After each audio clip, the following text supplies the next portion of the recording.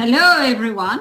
Thank you so much for investing your time with us on this 2021 International Women's Day. My name is Cécile Bartenieff. I'm Chief Operating Officer for Societe Generale, Corporate and Investment Banking, and Global Head of Technology and Operations. So today we have an amazing panel on career opportunities in tech for women, where we'll be sharing experiences and advice from two very talented and inspiring women, Anouk Nawfal from Loreal and Lucette Darrigade from Gartner. So let me just say that I'm super excited to moderate this panel. It's a topic that is very close to my heart. I'm passionate about innovation and technology. I believe there are amazing career opportunities in the tech area, and because technology is becoming such a large part of our life, this trend will only increase. However, I also find it is really upsetting to see that still so few women benefit from this trend. And as a manager of a team of more than 7,000 tech people worldwide, I feel it is my personal duty to make women aware of these opportunities, to help them succeed and surmount gender-specific obstacles that can be present when you enter a STEM career. But before we dive into the panel discussions, I know we have people from various countries, various organizations, departments of SG and other firms. So drop where you're from in the chat, that would be great. I take just a few seconds.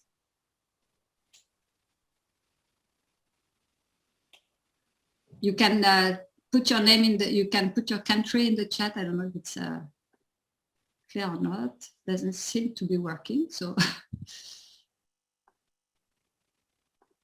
Okay. Okay, anyway, if it's not working, we'll see. So you have a link to the conversation that you should open if you want to get to it. Anyway, the idea is that I know that there are people from several countries, India, UK, US, France. So hello to everyone. And the idea and the goal of today is that no matter who you are, where you come from, you will walk away with fresh perspective and the confidence to pursue a career in tech. So a few words on the format. Anouk and Lucette will briefly introduce themselves and tell us about their background. Then I will kick off the conversation, asking questions that draw out some of the high-level themes and ideas we should be talking about. And then I will open up the floor to give you the opportunity to ask specific questions. So I see all the names now coming, and people from Luxembourg, from France, Poland, I saw US also, so yeah, that's great. So I'm so happy to have people from around the world like this. Bucharest, great, excellent, thank you. Please continue. So I will let now Anouk and Lucette introduce themselves. I don't see Lucette on the screen, but no, Anouk, could you introduce yourself? Yes, of course. Do you hear me well? Yes. Yeah, perfect. So first of all, real thank you, Cécile and the team for inviting me, and I'm very pleased to be here and participate today on this very special day. So just a quick word on myself. I'm a Chief HR Officer for what we call beauty tech at Loreal, and just a few words on what that means. Loreal, I'm sure a lot of you know the company is a very product-based industry, and that's basically our field of industry. What we aim at doing is introduce tech within that sector. So really going from products to augmented products to services to personalized experience, etc. And I'll probably get back to that later. But what it means to be HR in this field is, one, I have a responsibility operationally for all of the tech and IT teams within the group, but I also have a transformational hat on and responsibility to actually transform the organization towards this beauty tech ambition. So a very exciting journey, lots of things to do, changing our ways of working, changing, of course, our skills within the organization, and lots of other things that I'm very thrilled on doing on a daily basis. Thank you, Anouk. So Lucette. Thank you, Cécile. Thank you also for the invitation. I'm very pleased to be with you today. And I started this morning with one of my clients and discussing the Women's Day and what women could do in technology. So you see already pushing women forward. So I am Lucette Darrigade. I work as a senior executive partner at Gartner. Gartner is the leading advisory company in the field of information technology. And I work with CIOs or chief digital officers or chief data officers and their teams. What do I do with them? I help them really to speed up their projects, to decrease risks and costs. And for that purpose, I leverage Gartner's research, content, and my own experience as I worked in the technology area for quite a long time. Prior to that position, I worked at Sanofi, one of the leading pharmaceutical companies in the world, and I was one of the CIOs of that company, mostly working on applications and projects. Thank you. So going through your bios, it is very interesting to see that you have both of you have atypical career paths. So I think it would be very interesting for our audience to know what attracted you to the tech sector. What were your biggest challenges, your greatest successes? Could you share, Lucette, maybe can you share this? I know you jumped from finance to CIO. Mm-hmm. Thank you, Cécile. So I started as an engineer. So already there were few women in that path, and that's one of the areas really we need to help people going in the scientific fields, because really that's quite a lot of fun and very interesting. And I took a first unusual step because I was interested in a better understanding of the economic world. And that's the reason why I decided to start in a bank and learning a lot about the economic aspects also of the economy and all the finance aspects. And I realized soon that I didn't enjoy that much working in a bank. So I was more interested in dealing with real products like Loreal products, Anouk. And so I moved, but I moved in the finance area. As I had started in finance, I enjoyed finance, and also with, I would say, an engineering background, you have many opportunities in finance. And I worked quite a long time, and my motto was really take the opportunities as they come. Don't be shy. So that will be one of the main lessons learned. And I worked in the agrochemical field, and there were many mergers and acquisitions.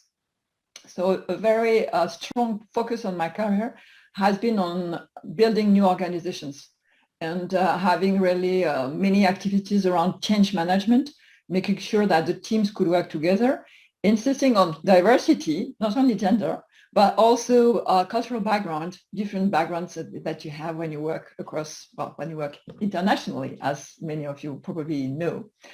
And then I took another unusual step, as I was a chief financial officer for Europe, for an agrochemical group. And another merger came, and I was on the wrong side of the merger, as it happens. So you have to look at what we could do. And I was offered the direction of finance reengineering program in another company. And here, another very important point where you have to trust your gut feelings is all about people, with whom you're going to work, and how do you feel about these people. So I trusted the the CFO of that particular group, and I went ahead as a program director. So a new job, and still in finance, and a lot linked to technology. Cécile, to your point about why technology, as we all know, and also as chief financial officer, IT was reporting to me, which is still often the case in many organizations. So I knew already quite a lot about technology. And after that program, so you see also a risky choice there. You might be lucky or unlucky when you take a risky choice. But anyway, after 2 years, the program ended, and I had to look for new opportunities. And again, trust in people. The chief information officer of the company at the time was a very charismatic leader, inspiring. And he was looking for somebody able to to discuss with the business, to speak their language, and really more about the leadership skills rather than the technical skills. And that's also a message for you all who are listening, as in IT, you have many, many careers. And as in many also fields, the leadership skills might be the important skills. And not everybody is a super technical cybersecurity expert. You see, you have many other opportunities. So I moved to IT, and that was a surprise for many of my finance colleagues. They, wow, you change function, what it is, and so on. But I've never regretted it. So that's about the fact that my career path is rather unusual. And you asked, Cécile, what attracted me to move to technology. And I think that we realize, as we are speaking here, really digitally, that technology is really now at the heart of many, many things, even beauty. We will learn more from Anouk. And that's really fascinating what you can do about technology. And so that was one of the reasons that you can really make a difference. You can really change things in other functions too, of course, but technology is really at the heart of many, many things. And as a manager also, the teams are often very service oriented. They are they like what they're doing, they're looking for solutions, and it's never boring. Of course, you have, like in other functions, maybe some budget cycles, administrative tasks. You have that everywhere. But in IT, it's changing all the time. It's all about, of course, maintenance and running things, but a lot about changing things, a lot about projects and interpersonal skills, how to help really these projects to be successful. So that's why I moved over. And when you say the challenges, also as really this discussion with the business and building this partnership, and making sure that we focus on the right priorities, because as you maybe some of you are seeing that every day, if you're in an IT, demand is always higher than what you can achieve. So the whole thing is about what it is that you're going to choose and how to decide on the right priorities. And for that, you really have to build partnership with the business. So that would be one of the big challenges, Cécile, IT and business. And within IT, one of the big challenges is also about ensuring accountability end to end. IT is one of the most outsourced functions that I've ever met. And this very unusual level of outsourcing, which is very helpful for also onboarding new competencies that you do not have internally, you also have a set of management skills and how you mix the outsourcing and the internal teams, which is unusual and which leads also to this difficulty of ensuring end-to-end, because you have a lot of many actors in the field. Okay. And then the success before leaving Anouk. Mm-hmm. And the success is really building highly motivated teams, having a good time together when project goes live. That's fun, that's good, and delivering on expectations. So that's what I wanted to share. Thank you very much, Lucette. It's very interesting, and I fully agree. You can make really a difference in tech and with tech. And Anouk, you will certainly want to speak with us of how you became attracted to tech, because you were not really from a tech background to start with, and now it's even Loreal that is becoming completely tech. So tell us more about this. Yeah, so I was going to say, probably people are wondering, this is an HR professional going to a Women in Tech conference or have a discussion around it. So what is it? Well, I'm a psychologist by background, and the funny anecdote about myself is how I actually got into tech. I had a BA in psychology. I did a master's degree in a French university to complement my background, etc. And then I got into consulting a little bit by coincidence, although I was really interested in doing HR consultancy and large programs, transformational programs, etc. And actually, one of my first projects, my manager at the time told me, and this is the beauty of working from home. told me, you need to, you can't lead a project that's related to IT somehow if you don't know how to code. So one of the first things you're going to do is actually learn how to code, because then you can manage delivery of programs and manage teams of developers, etc. So that's kind of my first step, being a psychologist again, into what this area was. And although at the very beginning I probably wasn't really too fond of that idea, at least I can't thank this person more than I do now, because it really led me to discovering a world of competencies that I didn't know, and actually really deep diving into this really helped me. So that's kind of the funny anecdote from a background perspective. Again, started my career in consultancy at Accenture in the Paris office, moved with Accenture to the London office, a bit both by coincidence, but also by will and guts. At the time, there was no transfer process, so I had to quit the Paris office and be rehired in London. What I wanted was an international career, and at the time, the Paris office was very French. So moved to the UK, had a wonderful experience across the world and super international with very diverse teams.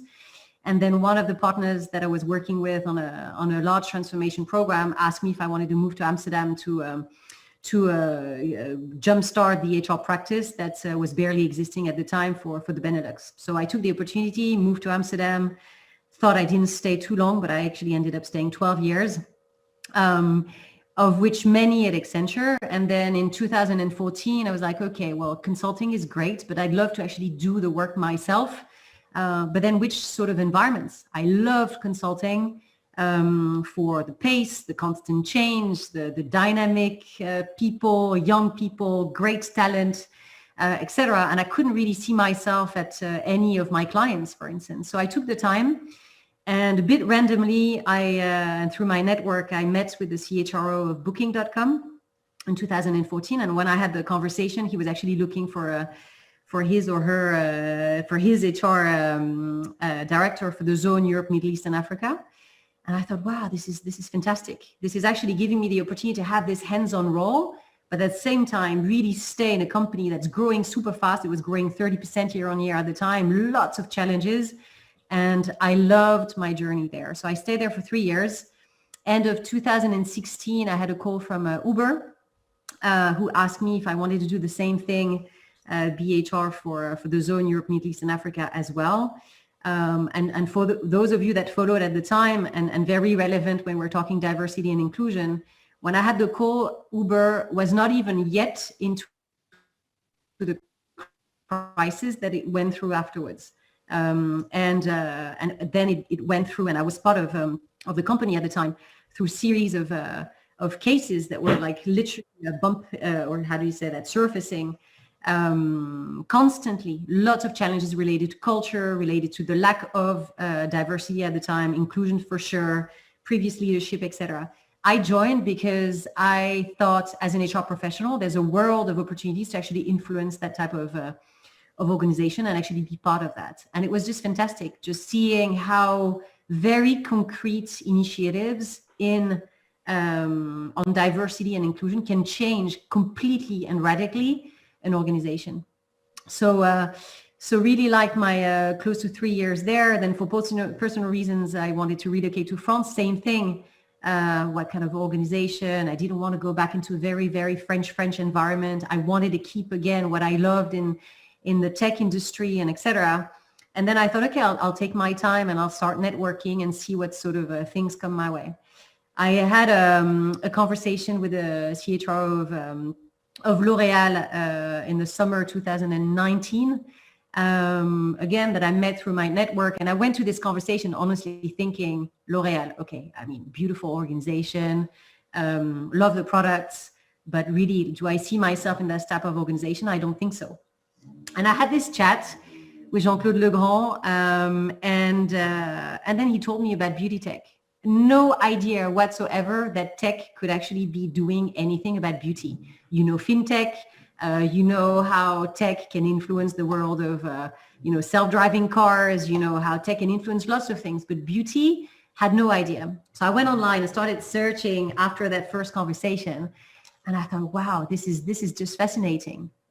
And I'll just give you an example, because still, again, this is still something that fascinates me every day. But how does tech actually influence the world of beauty? You have one of our products, for instance, we've just announced and launched, which is one of the iconic brands we have at Loreal, Yves Saint Laurent, and the lipsticks, for instance, that they have, where now through technology you can actually have the exact red. Cécile, for instance, looking at your beautiful lipstick today, how can that influence actually with an app the products you have at the end of the day? So you take a picture in a magazine, for instance, where you see a beautiful dress that you want to wear, and actually you've got a product at home that produces exactly, with artificial intelligence embedded in the product, the exact color of red lipstick that you actually want.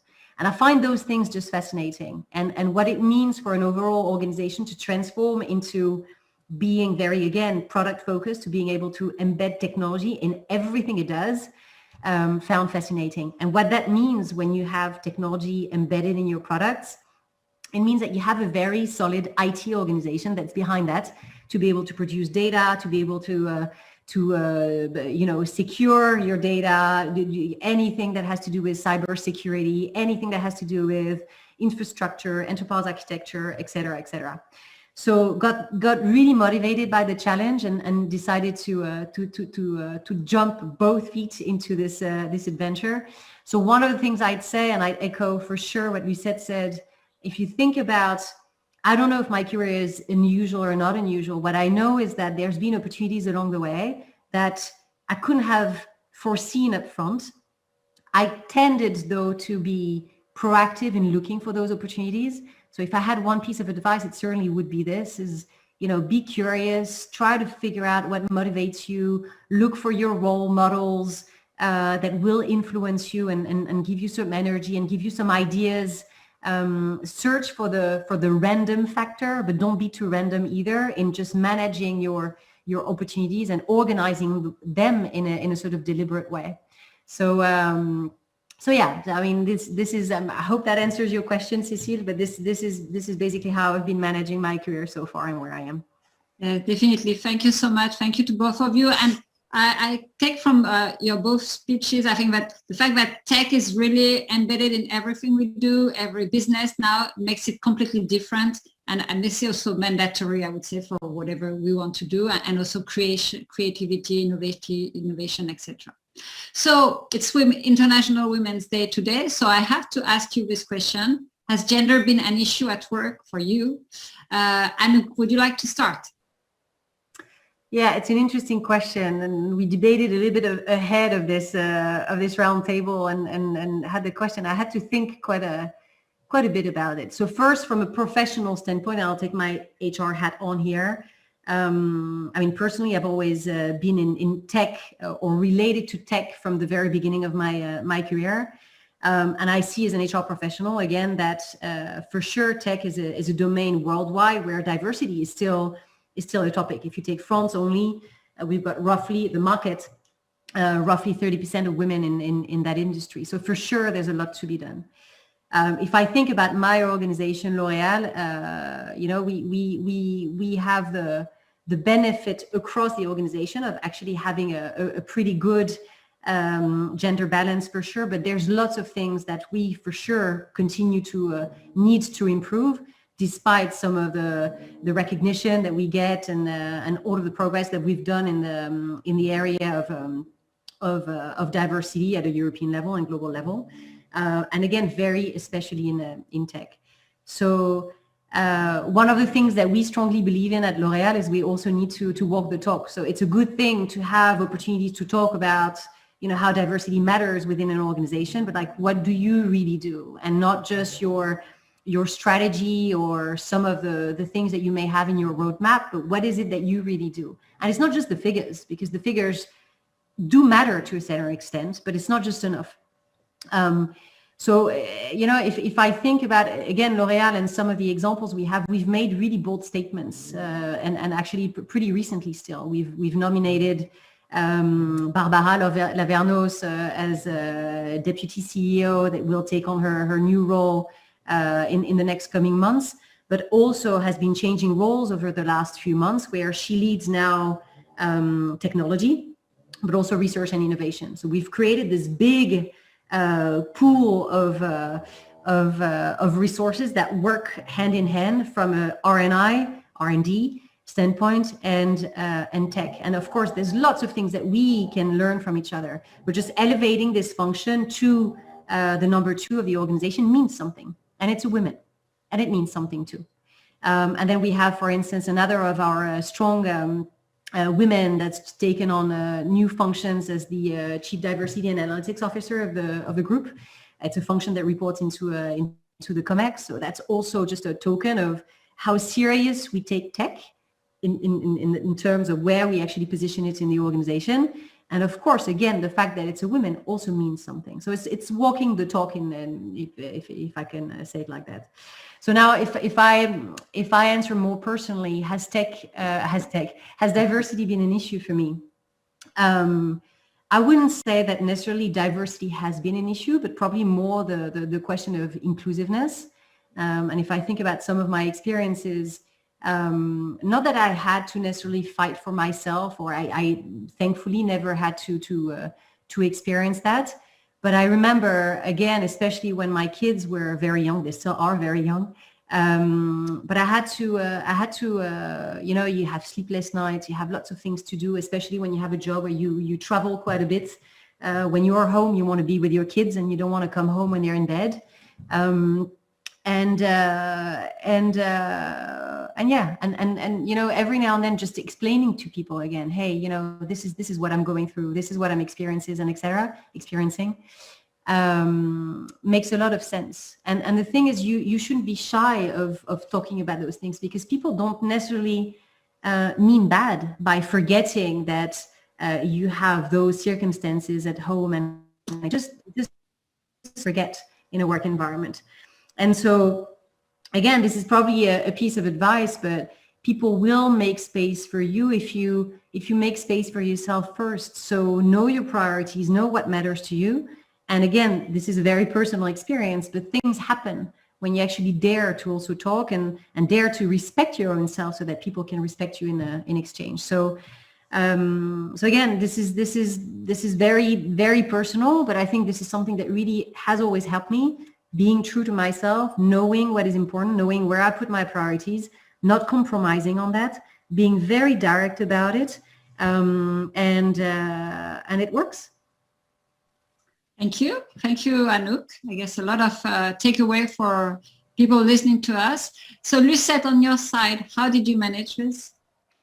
Well, maybe two different experiences. The first one.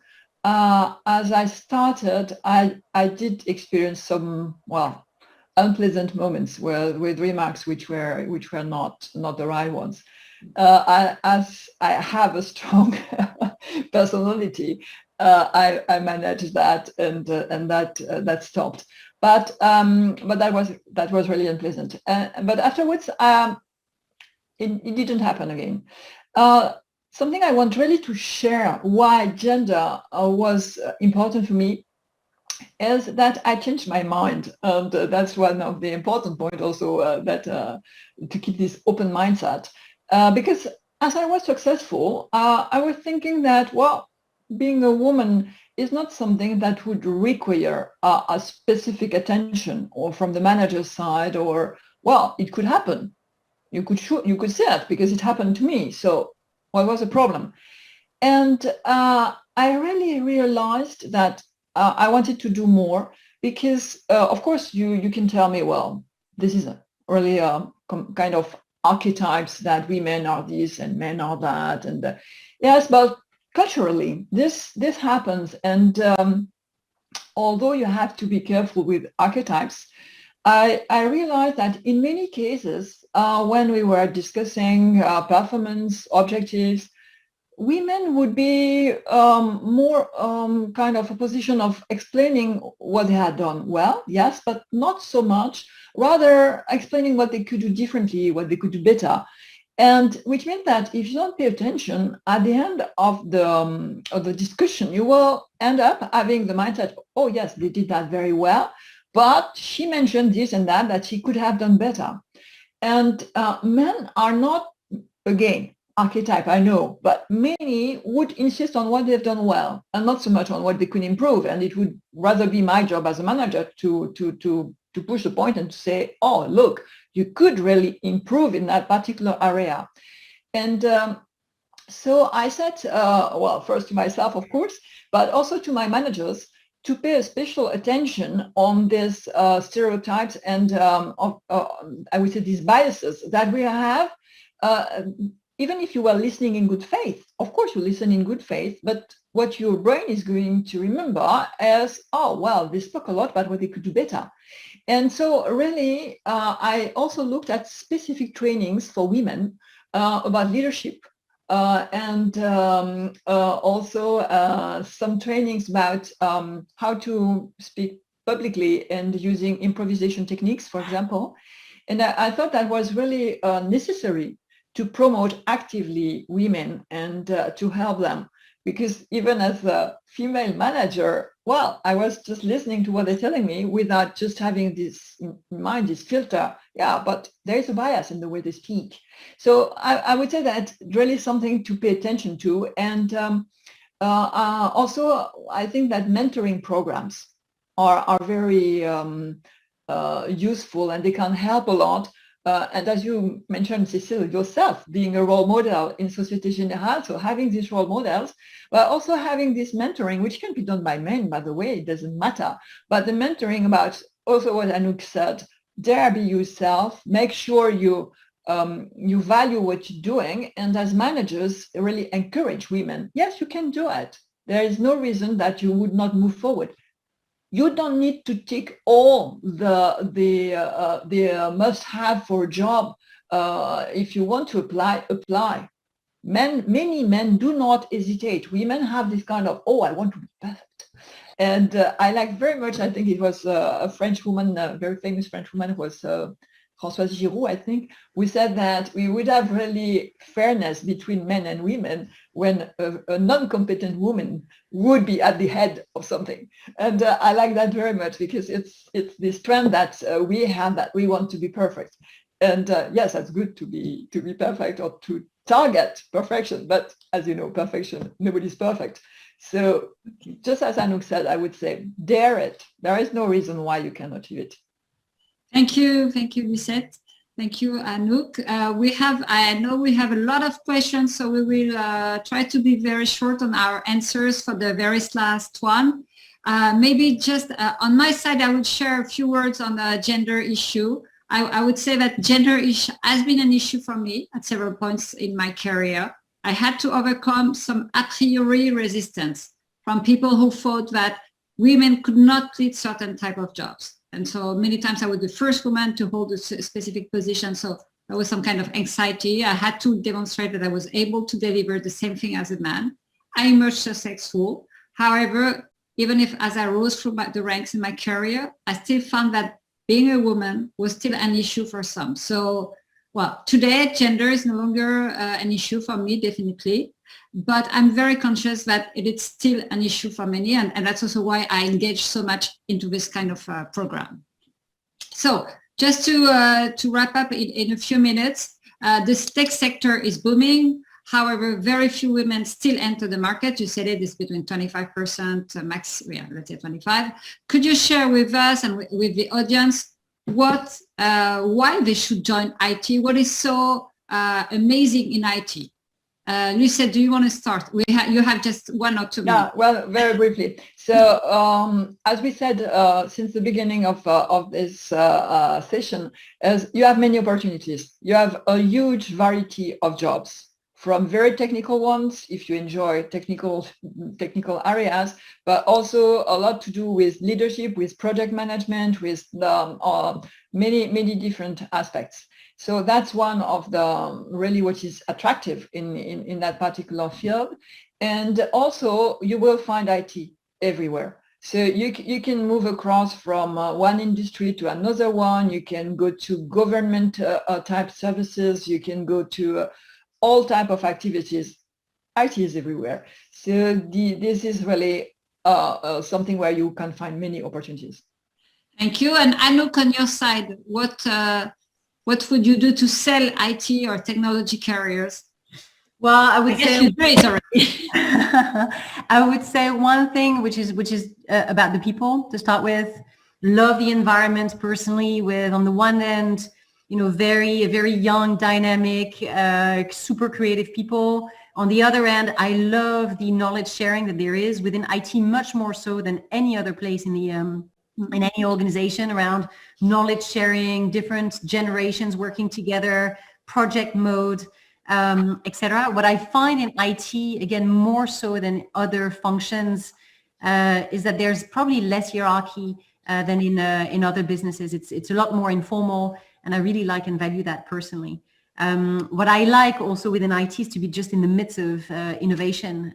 Again, I'll take some of the things that I told you about Loreal, but again, being in the heart of, how can AI influence products and etc. and what it means behind that to be able to produce those type of innovations is incredible. So being part of this journey, being part of this organization that's changing literally how companies operate and what they do is what I find just very, very special. Thank you. And on my side also, I love the innovative, spirit, the knowledge sharing, and the fact that it's always changing, and you really can have an impact on the world, not just on IT, but really on the business or everything you can create, the life of people, etc. So for me, it's a very attractive area. I will finish with 2 questions for you. It's before we take the questions. So what would be your call to action for things to move forward? Anouk, in a few words, and Lucette. Call to action, probably very related to what I said earlier. Pave your path, dare to follow it and catch up with opportunities along the way. So that'd probably be one, and probably the second one would be dare to ask questions, be curious, look around, reach out also to leaders and people that inspire you, because you will discover things that you don't necessarily think of up front, and will drastically influence the way that you think about your career. Thank you. And Lucette? I totally share what Anouk said, and I just would add, if you are in a manager's position, really encourage women and mentor them and help them just overcome the barriers that sometimes are just in their mind, and for the rest, follow Anouk's advice. Thank you. Thank you to both of you. That was really amazing, and I'm sure everyone has appreciated a lot sharing your experiences and all your advices. So I will flip over now to the questions. I start with, I think I have a question from Nathalie Dubal. So can you confirm that from the beginning of your careers, you've seen improvement in the presence of women in high-level jobs? Why is there still so many gaps or difficulty to have a real equality between men and women at high-level jobs with high responsibility? So I can start with this one, and I will hand over to you. But yes, I do confirm that there has been a lot of improvement. I can tell you, when I started my career, I started at Accenture, like Anouk. I started in the industry sector. The clients didn't want a woman leading a mission. So they wanted to see me before, whereas they would never have asked that to a boy. So every time I pass a test, but still usually you have an additional challenge. So I think this has completely changed. This would not exist anymore today. But so I think, and for higher positions, I would say when I joined Accenture, there was no women partner, not at all. Now there are a lot of women who are partners. There was only one woman manager in the Paris office. Now there are plenty of them. It was not even something you could envision. I was told, well, you have to not think about having babies. You have to get to leave the company. So it has completely changed. So yes, I would say there are progress. Then definitely in some areas, especially in tech, we are not there. And we are not there for 2 reasons. One, because there are not enough young ladies who take tech or who envision a career in tech, not being necessarily a coder or software engineer, but having a career in tech. And then because certainly also there is people are not thinking about women and they do not project them. It's the issue I talked about. It's about being able to, as a top manager, to project a woman in a role that has never been held by a woman. And Lucette or Anouk, I'll let you compliment.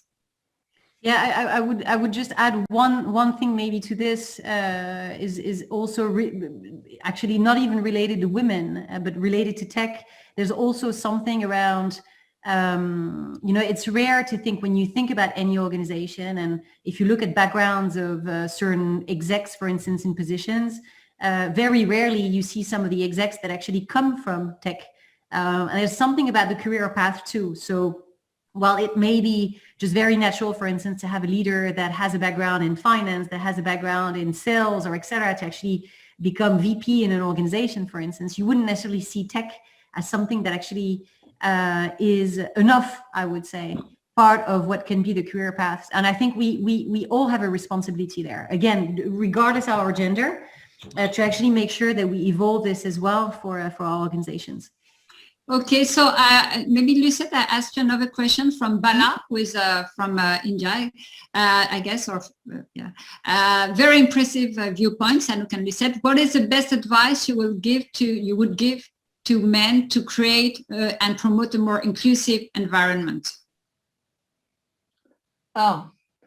Well, what I said before, to be open-minded and to pay special attention to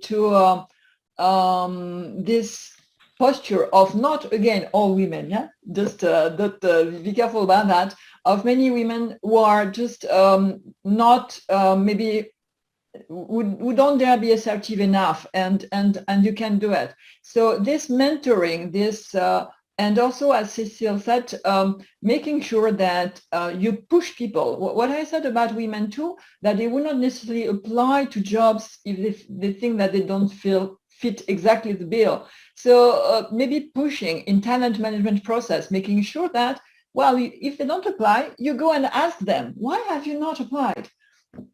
And I think that was also mentioned before. It's this fear that, I don't know why, some upper level positions are too complex to handle, or that you don't like to be too much on the spotlight. And don't be afraid. And I remember a discussion with one of my, somebody who was working in my team, and she had really many responsibilities. And I was telling her, Patricia, why don't you want to move one level up? What is the issue? And it was all in her head. She said, well, the one level up, everybody will look at me, it's too political. And I said, too much work. To your point, maybe also Anouk, well, it was not more work. She had a tremendous demanding job, and so it's a lot of encouragement. So what I would say to men is pay special attention in your talent pipeline, that you value women really at their value, not face value, thinking about really what they're achieving and how they can progress. Push them a little bit. I think that it's important to push, mentor, and show and lead by example. Apply to yourself and making sure that you promote women as much as you can. Can I just add one thing? Yes, go ahead. To this, for me, this is again, I'll take my HR hat on here, and for me, this is also what's extremely important, is just realizing, regardless your gender, it's not a question just of men and women. It's a question of biases, unconscious biases. We all have them. Also, women about women, we have them.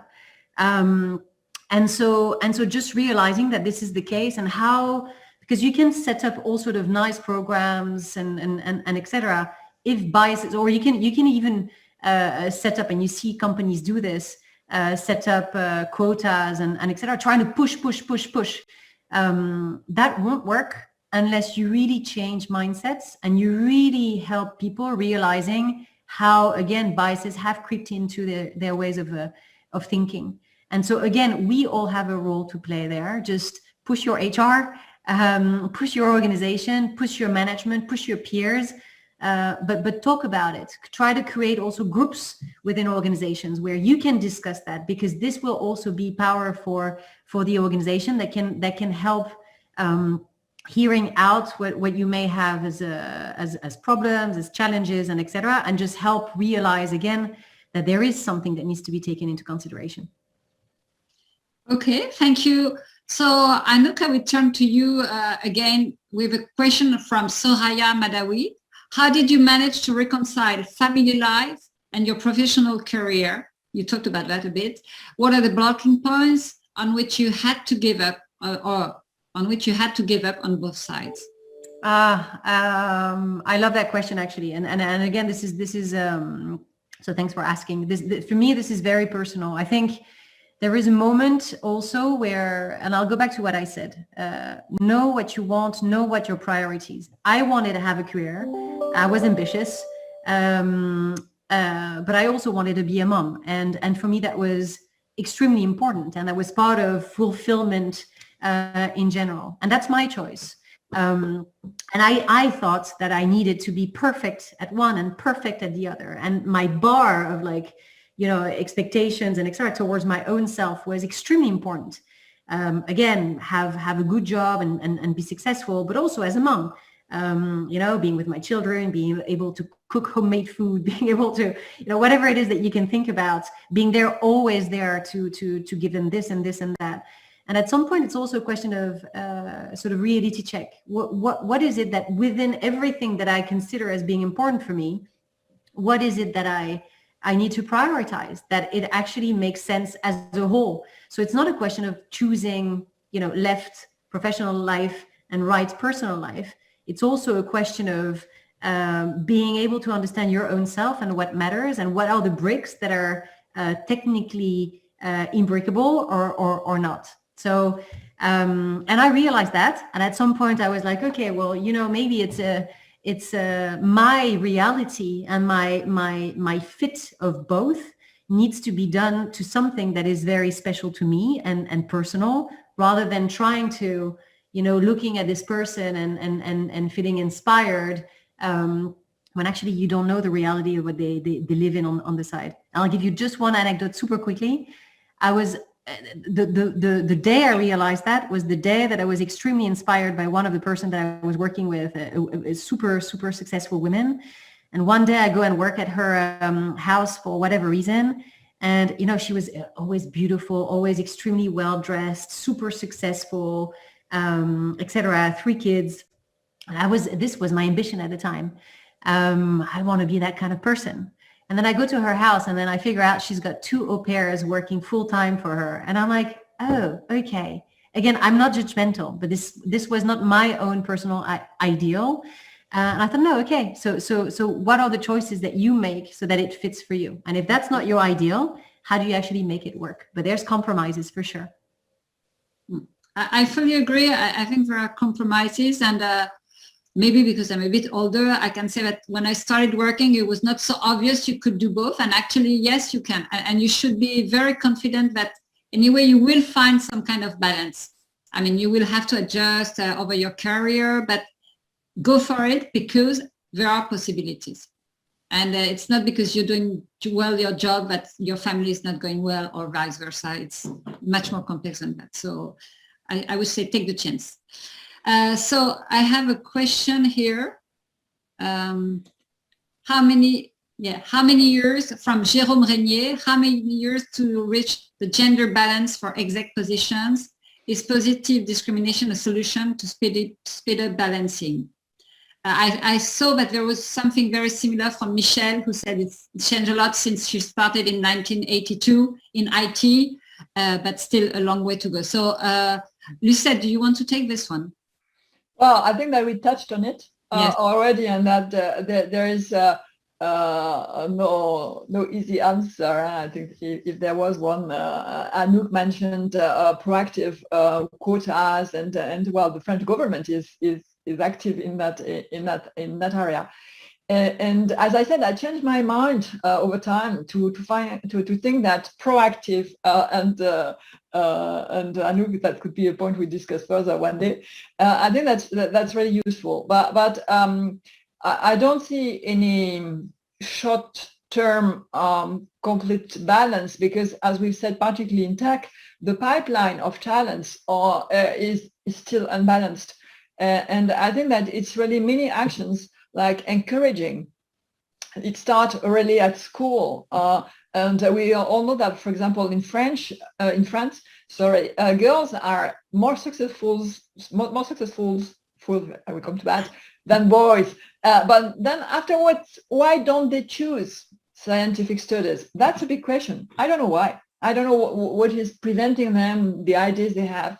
So there is a lot to be done in education at first. And if you have children, just make sure that you're both boys and girls, that you really open their mind to tell them, well, everything is possible. Don't get, I would say, stopped by biases or fears. Try to explain your fears.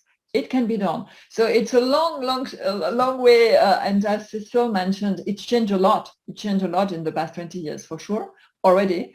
And there are many areas where we have to progress and start with education, with managing, as we said, in companies or organizations, and government pushing. And it's a combination of all that. And our behaviors in our day-to-day lives, also how we behave and encourage people. Thank you. I can answer. There's a question from Michelle in France.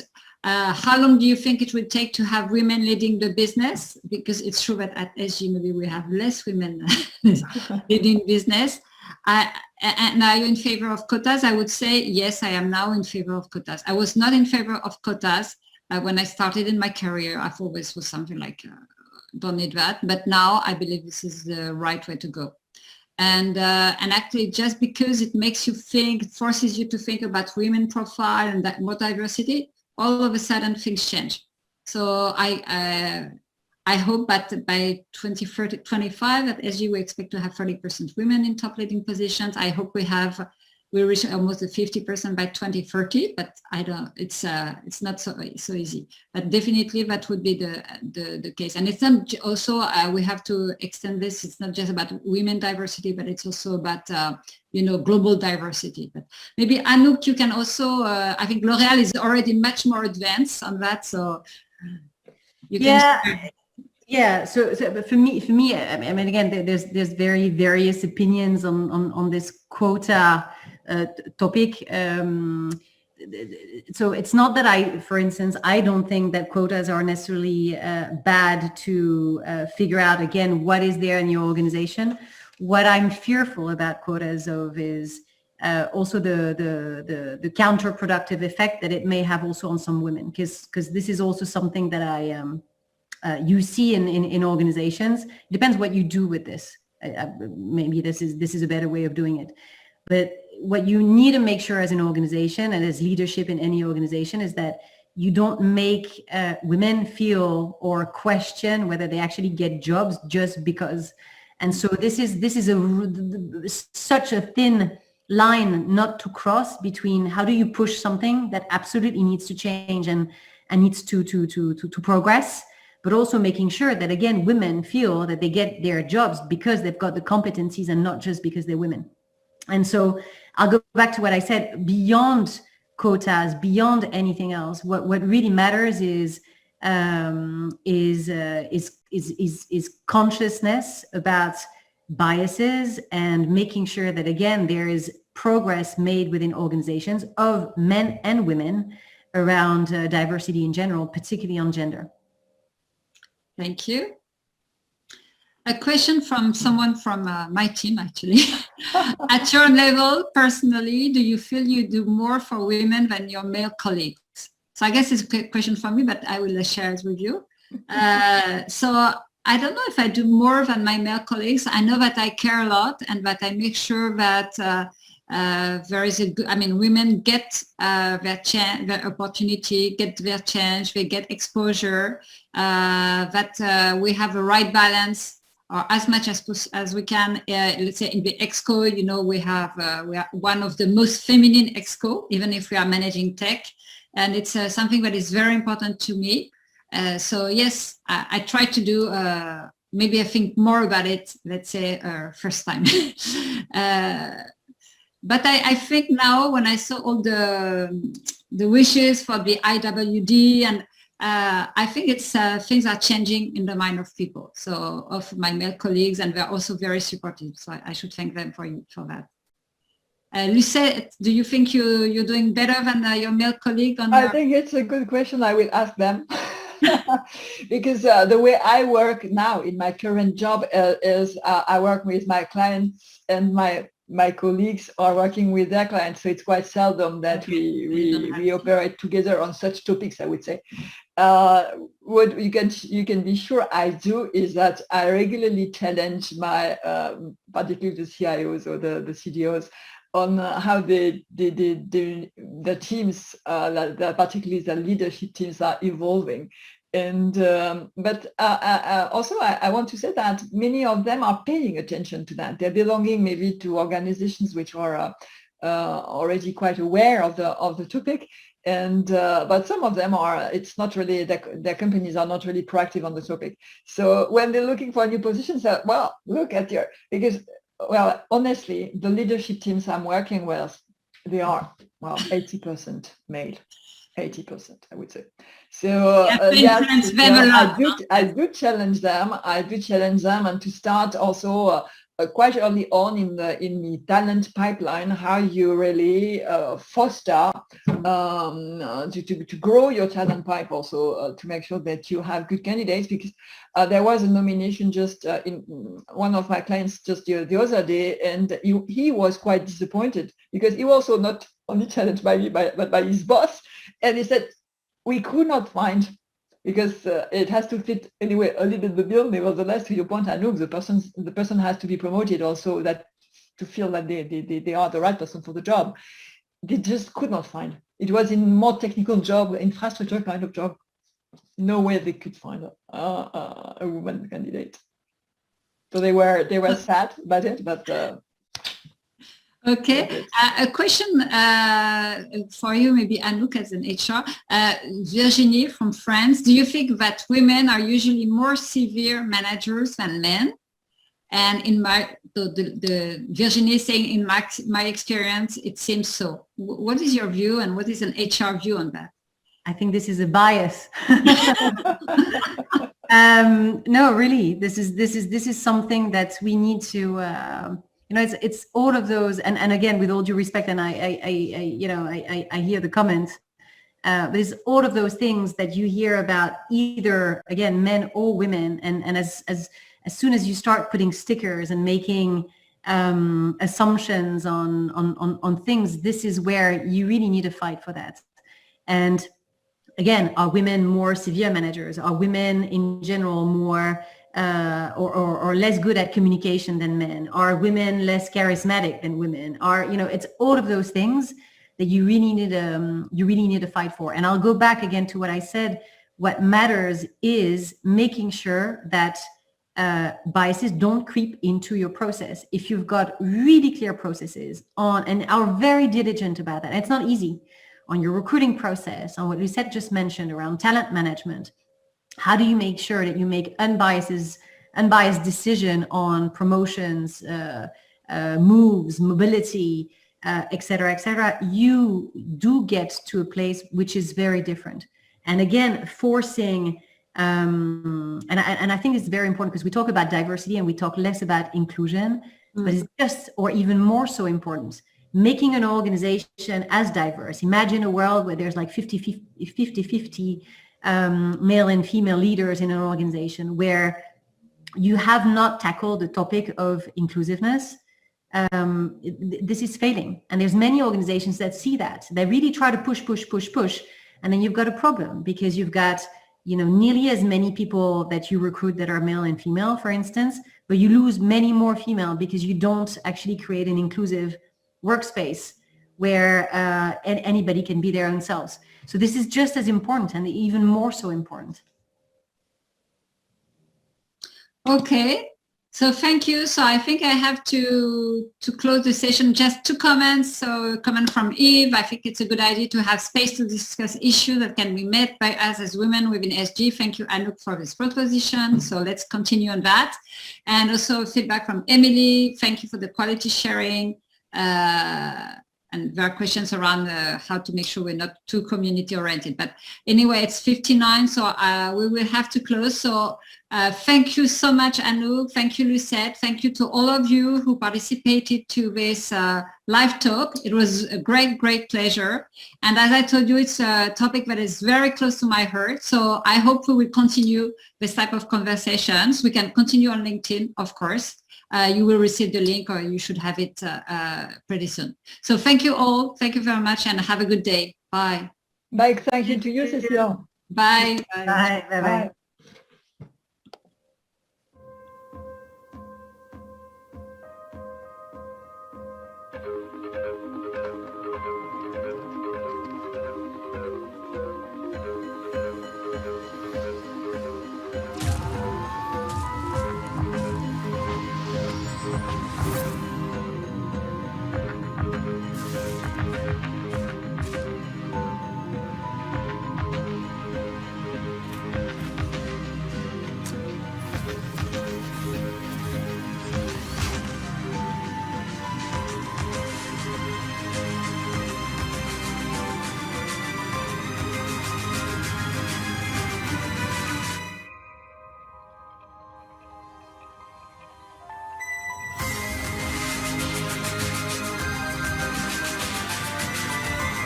The world only moves because you make it move. The future is you. Societe Generale.